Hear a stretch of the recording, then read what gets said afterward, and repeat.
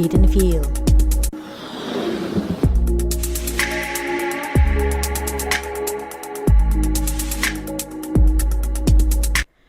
What makes me puke recently? Don't worry guys, nothing literally about it. But what annoys me, it's all shiny, fluffy unicorn stories on Instagram with filters, photoshopped bodies and landscapes where everyone is happy, life is so easy and smooth, and they're all learning and getting coached by Paulo Coelho and funky cliche quotes from internet. Okay, sorry. That was a little bit rough. But let's debunk the fluffiness and let's talk about failure. Grab some coffee, get yourself cozy while I'll be talking about the not so fluffy elephant in the room, our lovely friend called failure. Jeez, it sounds so scary, right? As if once we say it out loud, we will definitely fail. It's like we don't want to jinx it, so let's just not talk about it because otherwise I'll be failing again. But hey, you will fail anyways, one way or another, right? So let's just bring it out there and see what comes next, or actually what it's all about when we talk about failure. What actually do we mean by that? So I'm sick and tired of only seeing those and reading those success stories that usually those struggles in the stories are very short, very quick, and then the beautiful ending, the beautiful punchline and a point and a conclusion where a success was born, achievement and a beautiful learning and a beautiful story to tell. And yes, they can be inspiring, right? Those stories and uplifting.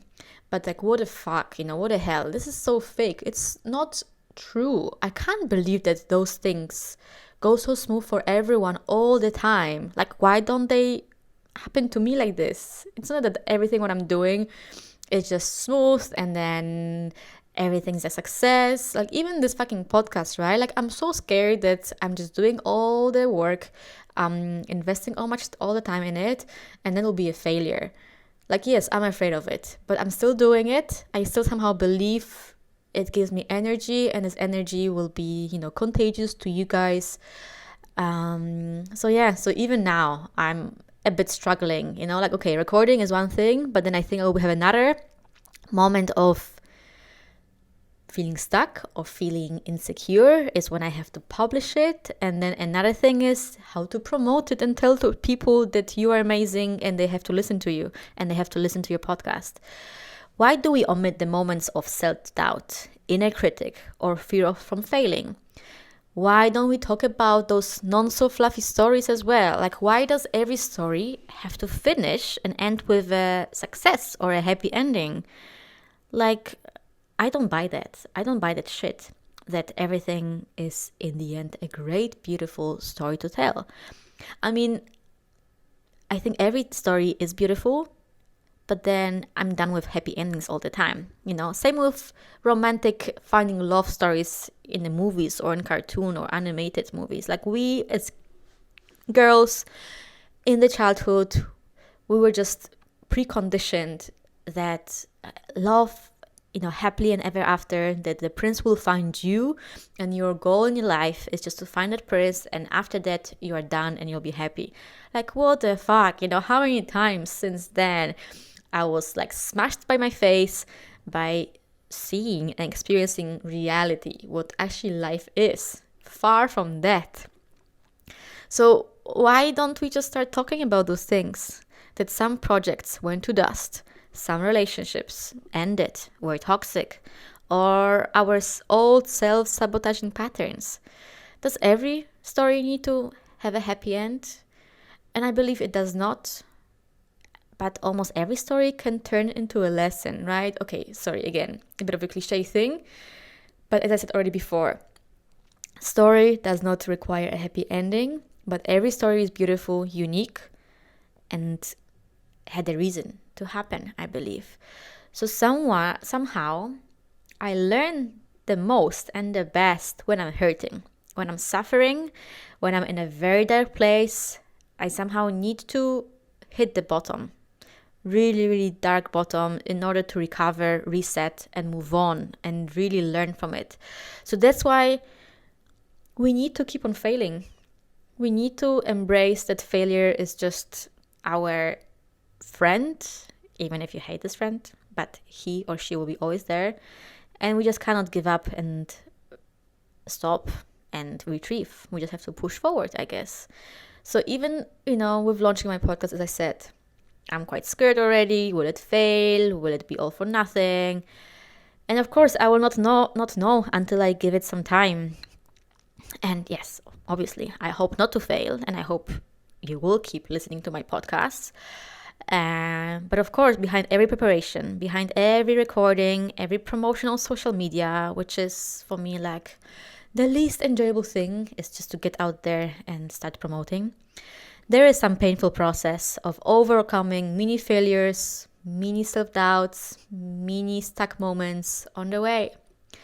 So back to the topic, failure and leadership. I believe failures shape you, the way you act, the way you live your life, and also as a leader. But without them, you would have not known X, Y, Z.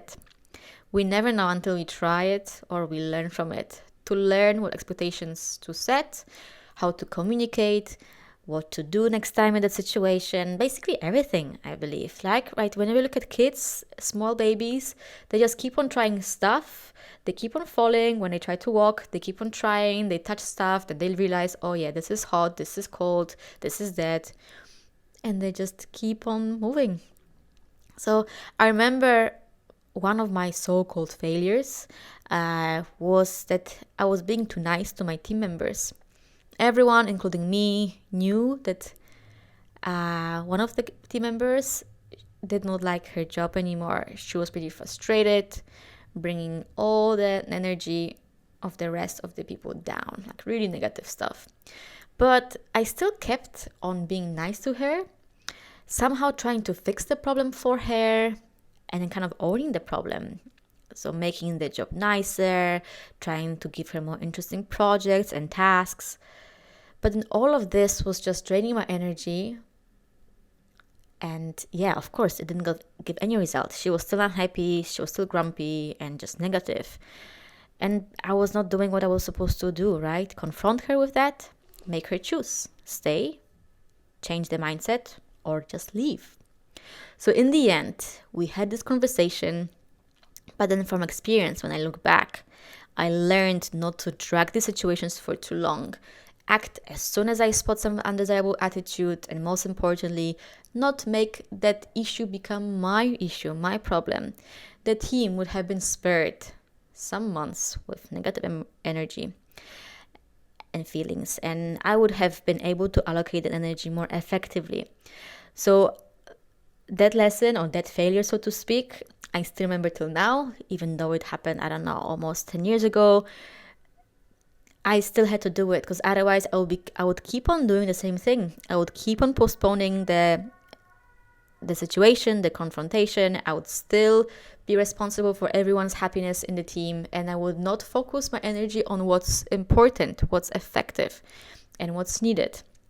So I guess I used to be very risk averse at my work, like not taking, unpopular decisions, not acting weirdly, like very conventional, right? Like very mainstream. But that got me nowhere. Or I had to pay the price for not following my gut instinct, not following my true self, especially when it comes to people performance and firing. So the experience taught me it's better to fail after taking the risk or the non-conventional decision than to stay in the mediocre status quo. It's still, of course, not so easy for me and smooth to go this path, but the fear of creating a potential conflict and being judged is still pretty big. But then I still remember my lesson. I still remember the consequences of not doing it. Then I'd rather suck up now, embrace it, bring that potential conflict or the uncomfortable situation, and then just move on, or at least have clarity, instead of letting this energy, this mindset, this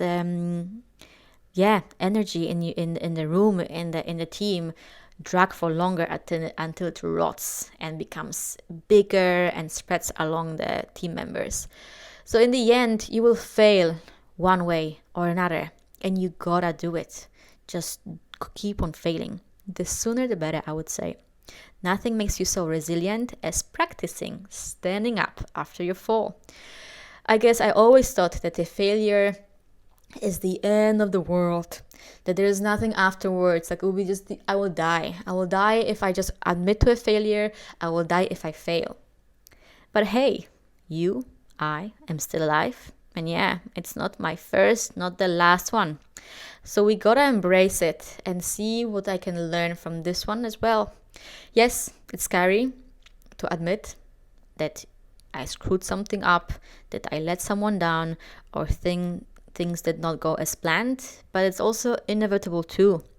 Bringing back to the previous episode about trust, as soon as you're honest and vulnerable about your failures, people will still love you, people will still trust you, even if you fail, but you gotta admit it and you gotta take ownership of that.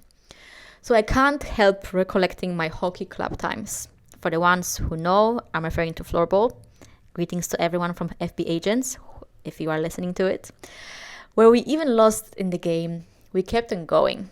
So every minute counted. We still enjoyed the match. And even if we were about to lose, or it was already like, hey, the score was not really great, but we still had quite some time to play, we just kept on going. We just kept on trying and doing our best, even though probably the defeat will happen. And even if our morals were super bad and super low. So I hope in the moments of hardship, struggles, failure, we can still pause for a moment and simply enjoy the moment. You are just about to learn a new lesson. I know when you're feeling dark, heavy, down, enjoying it feels like fucking stupid idea or like fucking stupid joke. But then maybe next time when you feel this, maybe you can bring out, hey, after that, I will learn something new. So let me really be present. What's happening? What am I supposed to see? What I'm supposed to learn from it? And how can I move on from it? And then let's finish with this episode with this some catchy quote that I found recently online from Winston Churchill. So, success is not final. Failure is not fatal. It is the courage to continue that counts. All right, everyone. That was it for today, lovely people. Small to digest again, I want to leave you with. What was your biggest failure? And how do you look back on it now? How was the journey? How was it when to be in that situation? How is it to think about it right now? How do you feel about it at this moment? And how was it to be in that situation back then? Is it any different? Are you feeling proud? Do you feel ashamed, empowered, angry about that failure? Maybe you are so happy it happened. I'm again very curious about your answers, about your responses. Thank you all very much for tuning in, for surviving till the end of the episode. Have a lovely evening or a day ahead. Until the next one. Bye-bye.